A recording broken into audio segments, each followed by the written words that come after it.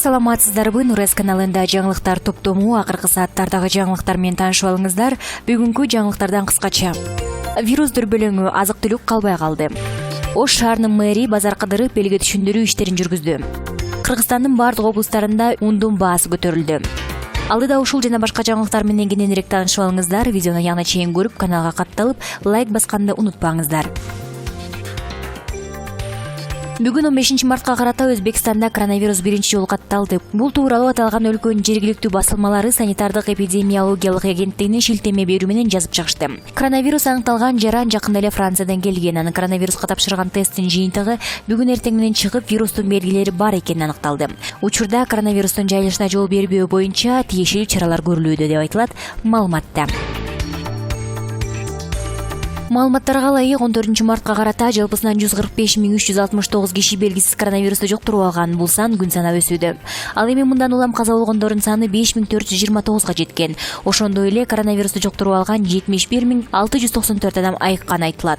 Белгилей кетсек, АКШнын Балтимор шаарындагы Джонс Хопкинс университетинин алдындагы системалык изилдөө жана инжиринг борборунун окумуштуулары коронавирустун таралуу онлайн картасын иштеп чыгышкан. Ал онлайн карта аркылуу коронавирусту жугузуп алуу, оорулардын айыкканы жана андан улам каза болгондордун статистикасы менен реалдуу убакыт режиминде таанышууга болот.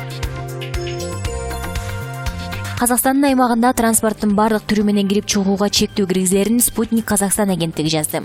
Казакстанда коронавируска байланыштуу президент Касым-Жомарт Токаевдин чечими менен бир ай убакытка өзгөчө кырдаал жарыялаган болчу. Мындай чечим 16 марттан тарта күчүнө кирип 15 апрелге чейин уланат.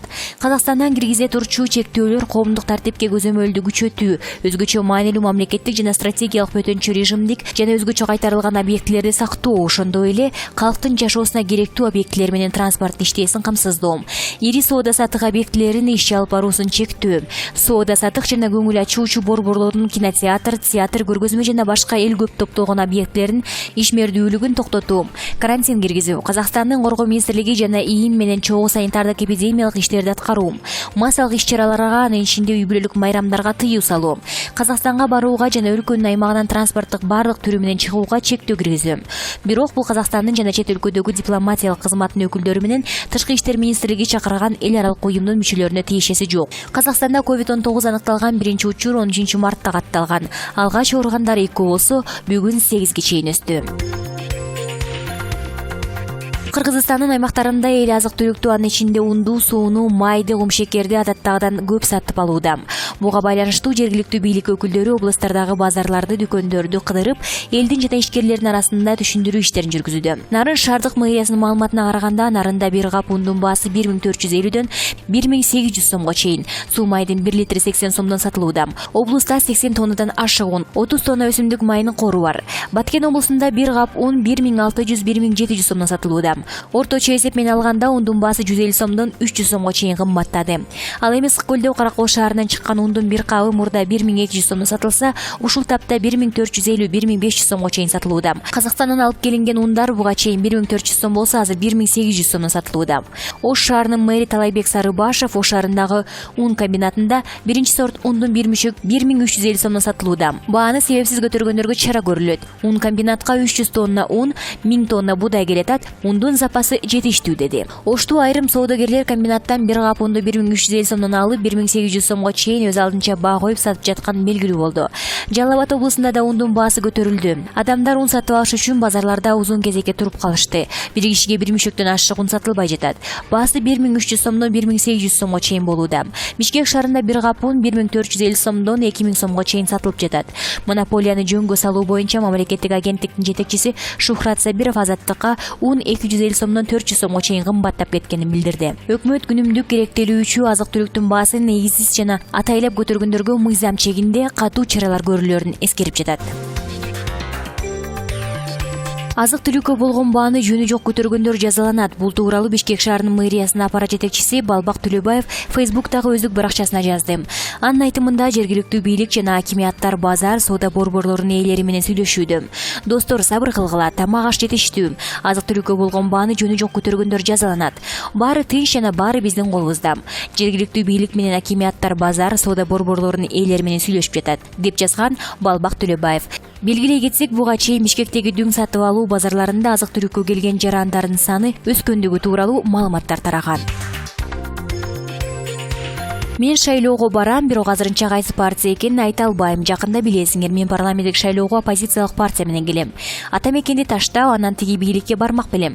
Оппозициялык партия менен келем. Бийликтин, президенттин партиялары бул Биримдик, Матраимовдун партиясы мекеним Кыргызстан, Канат Исаев жетектеген Кыргызстан партиясы, Жанар Акаев жетектеген КЛДП деле бийликтин партиясы. Мен мына ушул 4 партия менен шайлоого барбайм деп билдирди бүгүн 15 мартта экс ата мекенчи Алмамбет Шыкмаматов. Журналист Майраш Базлакунованын сизди Жанар Акаев жетектеген КЛДП партиясы менен шайлоого барат деп жатышат, ушул чынбы деген суроосуна жооп берип жатып. Булак kyrgyztoday.kg.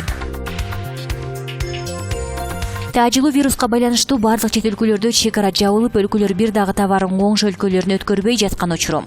Учурда дүйнөлүк жаңылыктарда, базарда жана ири соода түйүндөрүндө күнүмдүк керектөөгө зарыл болгон продукцияларды калбай калганы айтылууда. Тактап айтканда, Австралиянын дүкөндөрүндө азык-түлүктөр гана эмес, тазалык дараткана кагаздары текчелерден калбай калганын көрүүгө болот. Ош шаарынын мэри Талайбек Сарыбашев вице-мэрлер жана тиешелүү кызматтын жетекчилери менен борбордук базарды кыдырып чыкты. Кала башчысы азык-түлүк менен соода кылгандарга түшүндүрүү иштерин жүргүзүп, тургундарды дүрбөлөңгө түшпөөгө чакырды. Бул тууралуу аталган шаардык мэриянын маалымат кызматы билдирди.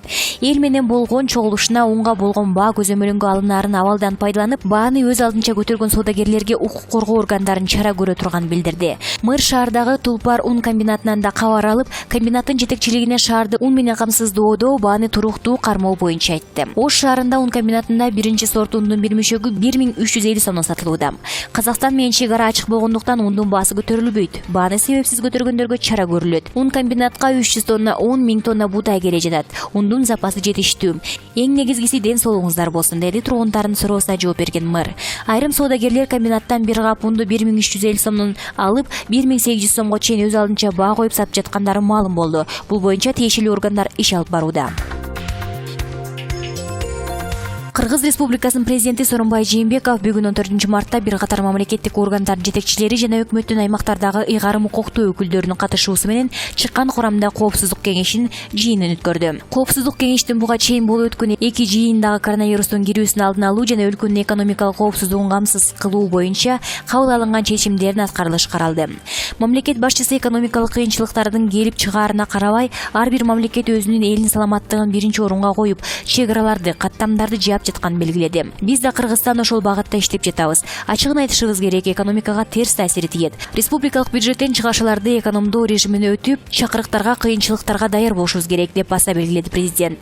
Сооронбай Жээнбеков калкыбыздын саламаттыгын биринчи кезектеги маселе экенин дагы бир жолу айтты. Кырда анын жеке көзөмөлүндө болуп, саат сайын ар кыл мамлекеттик органдардын маалымат алып жатканын баса белгиледи. Албетте эл болгон соң ар кандай кептер айтылууда. Санарип заманында такталбаган маалыматтар социалдык тармактарга да тарап кетүүдө. Коронавирус Кыргызстанда жок дегенде күмөн санап, шектенген да пикирлер айтылууда. Жакынкы коңшу мамлекет Казакстанда бул илдет катталды дегенден кийин бизде да кооптонуу күчөйт. Бул табигый көрүнүш. Мындан ары да ишти күчөтүп, эң негизгиси коомчулукка маалыматты ачык, ыкчам берүү туру зарыл, деп билдирди ал. Чыккан курамда Коопсуздук кеңешинин жыйынында коронавируска байланыштуу абал боюнча 2 республикалык штабтын маалыматы угулду. Коронавирустун өлкөгө кирүүсүн алдын алуу жана анын жайылышын болтуруу боюнча чаралар жөнүндө маалыматты вице-премьер-министр Алтынай Өмүрбекова, саламаттык сактоо министри Космосбек Чолпонбаев, тышкы иштер министри Чыңгыз Айдарбеков, билим жана илим министри Каныбек Исаков берди. Өлкөдөгү экономикалык абалга коронавирустун кесепеттеринин таасирин азайтуу боюнча докладтар менен вице-премьер-министр Эркин Асрандиев, экономика министри Санжар Муканбетов, финанс министри Бактыгүл Жээнбаева, айыл чарба, тамак аш өнөр жайы жана мелиорация министри Эркинбек Чодуев, Улуттук банктын төрагасы Толкунбек Абдыгулов, мамлекеттик бажы кызматынын төрагасы Алтынбек Турутаев, мамлекеттик салык кызматынын төрагасы Кабыл Абдалиев, ветеринардык жана фитосанитардык коопсуздук боюнча мамлекеттин инспекциясынын директору Кылысбек Жумаканов чыгып сүйлөштү. Улуттук статистикалык комитетинин төрагасы Акылбек Султанов Кыргызстандын калкын каттоо буга чейин пландалган мөөнөттө 2020 жылдын 23 мартынан 1 апрелге чейин алыскы райондордо, 20 апрелден 29 апрелге чейин өтөөрүн маалымдады. Коопсуздук кеңешинин жыйынын жүрүшүндө үстүбүздөгү жылдын 16 мартынан баштап өлкөнүн бардык мектептерин жана жогорку окуу жайларын 3 жумага карантинге жабуу чечими кабыл алынды. Президент Сооронбай Жээнбеков тиешелүү мамлекеттик органдардын жетекчилерин жеке жоопкерчилиги жөнүндө дагы бир жолу эскертти. Зарыл болгон иш-чаралар тиешелүү деңгээлде ишке ашырылбаса, эң катуу чаралар көрүлөт.